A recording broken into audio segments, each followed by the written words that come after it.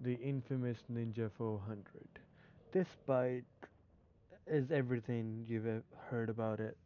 I've seen so many reviews on the bike, and it's great, right? It's Kawasaki, Japanese. They know what they're doing, and to be fair, I love how they just didn't want to compete in the 300 market, 300cc market, and they came up with, you know what?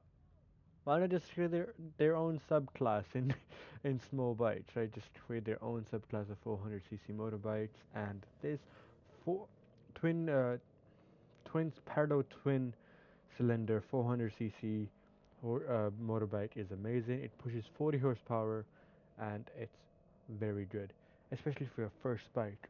I've owned this bike for over a year now, coming up to almost 2 years at this point, and I've loved every moment of it.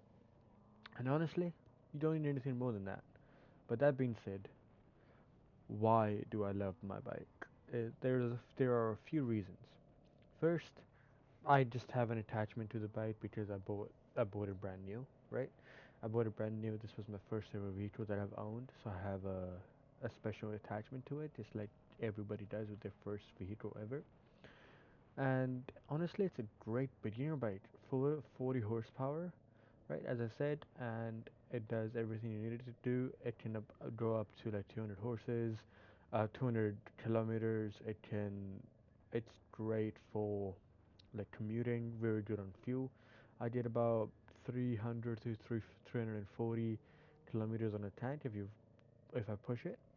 Um, that's a 14-liter tank, so you get about 25 or so 25 or so kilometers per liter, which is honestly, in my opinion, is very, very good. So obviously, this is a post-purchase review. I've seen a lot of pre-purchase reviews or people that haven't spent too much time on the bike yet. Well, compared to like a year and a half, right? They just so let's get into it.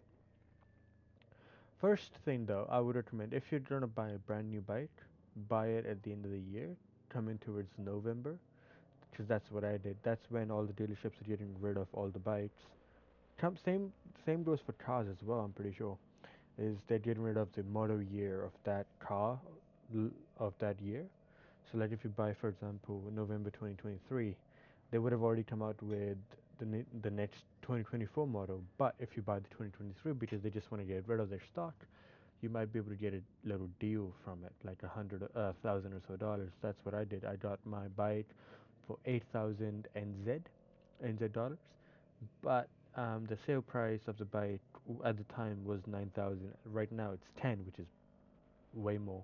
But it used to be 9, and I got it for 8. I was pretty happy with it.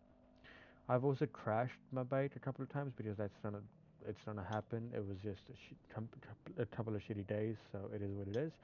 But that be like with that, it's very easy to repair the bike if you ever need to as well. Speaking from experience, I've had to replace the headlights. I had to replace the headlight bracket as well, the like a metal piece, which was actually pretty easy as well. Headlights and then the fairings, not too bad. I installed the what's it called? The heated grips on the motorbike as well, which was also very easy comparatively.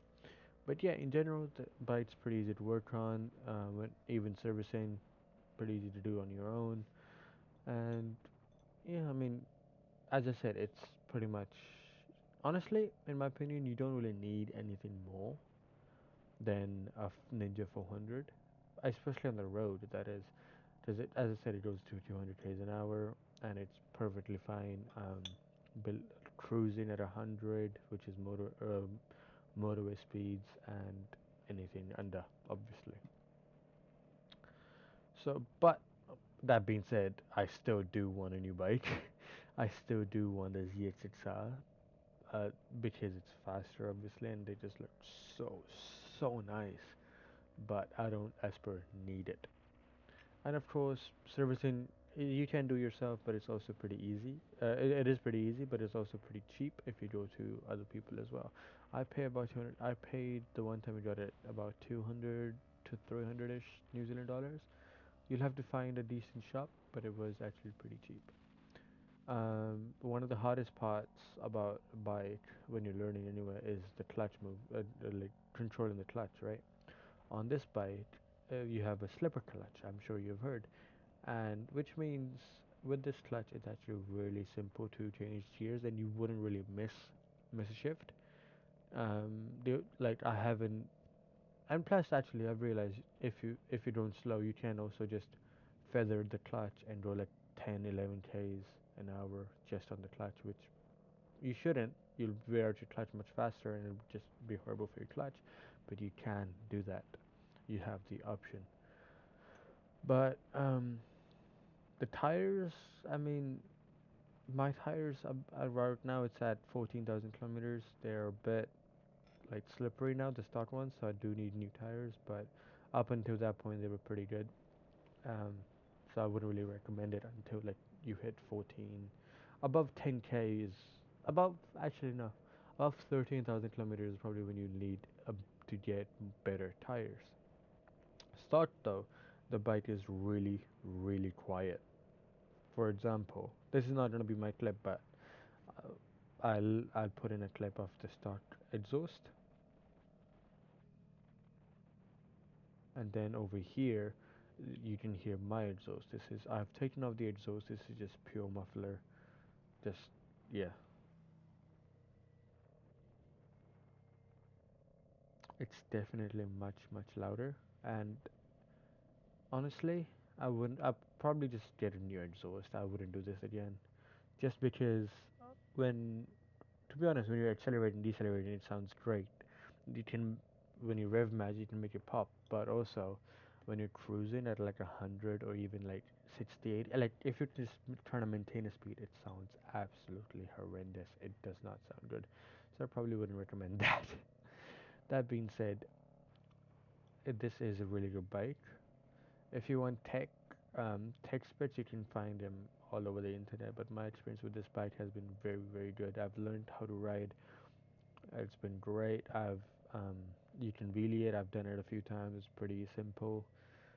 Um, but I would recommend if any new rider wants to get a Ninja 400, I would recommend go to the shop, sit on it, ride it around on your learner's license, and then make the purchase. Because I made the mistake of not sitting on the bike, and it was actually a like I didn't know the weight of the bike. Right, I when I got it brand new, I was actually stumbling across, and it just wasn't a great experience because I didn't know what I was expecting, right? Whereas get when I'm gonna get a new bike or whenever if you are gonna get a new bike as well, I would recommend you sit on it, um, take it for a ride and something, right? Because it's just gonna be much simpler. But yeah, other than that, honestly, it's a great bike. I would definitely get it, and if I was to restart my motorbike career, I would definitely go for the Ninja 400 again. It's a good midway bike, and yeah. That being said, thank you for watching. If you have any more questions, leave them in the comments below. I would get back to you with it. Either I make a new video, or I'm gonna make a new video, or I'm gonna put it out.